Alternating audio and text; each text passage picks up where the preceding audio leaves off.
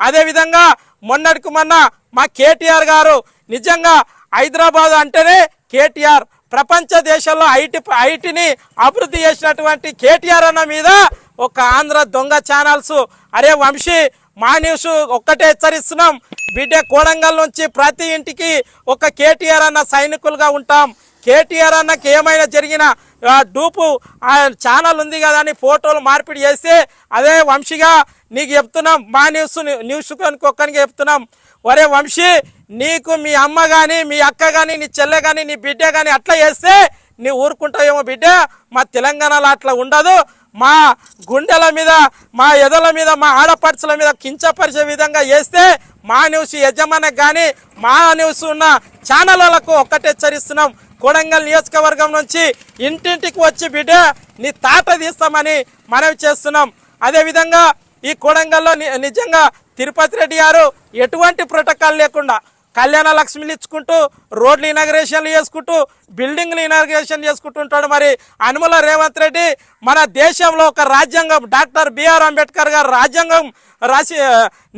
రచించినటువంటి రాజ్యాంగం అలా అవుతుంటే కోడంగల్ నియోజకవర్గంలో అనుమల రేవంత్ రెడ్డి గారు రాజ్యాంగము అవుతున్నది దయచేసి అధికారులకు గిట్ట చెప్తున్నా పోలీస్ డిపార్ట్మెంట్ కానీ ఎంఆర్ఓ డిపార్ట్మెంట్ కానీ ఎంపీడీఓ డిపార్ట్మెంట్ కానీ మీ అందరికీ చెప్తున్నా ఒక్కసారి గ్రామాల్లో తిరగండి మీరు ఆంధ్రోలకు కమ్ము కోసి ఈరోజు బడా కాంట్రాక్టర్లకు కమిషన్ల కోసం మీరు కకృతి పడి మా కొడంగల్ అన్ని నాశనం చేయకుండా అని మనవి చేస్తూ అదేవిధంగా ప్రతి గ్రామ పంచాయతీలో ఒక సర్పంచ్ గెలిచేటట్టయితే ఎంపీటీసీలు కానీ ఎంపీపీలు కానీ జడ్పీటీసీ ఉన్నట్లయితే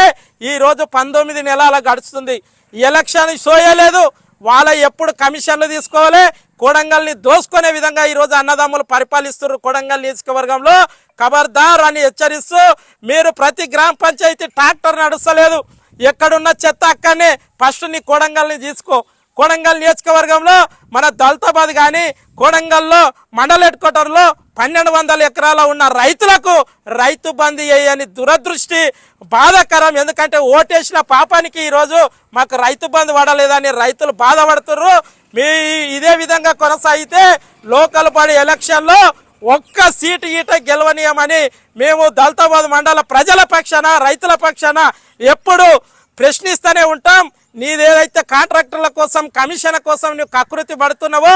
రేవంత్ రెడ్డి తిరుపతి రెడ్డి అన్నగారు మీకు హెచ్చరిస్తున్నాం మీరు ఏదున్నా క్వాలిటీ తినండి అభివృద్ధి చేయండి డబల్ రోడ్డు ఫోర్బుల్ రోడ్ వేయండి వద్దంటలేం మీ బోడమరి తండ ఒక్కసారి చూసుకోండి మేము ఇక్కడ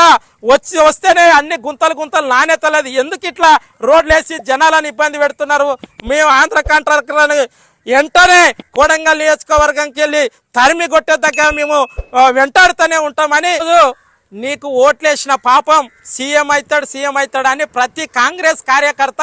నీ ఎంటుండి గెలిపిస్తే కాంగ్రెస్ నాయకులను ఏం చేసినావా అంటే సీమాంధ్ర నాయకులు కాంట్రాక్టర్ల కింద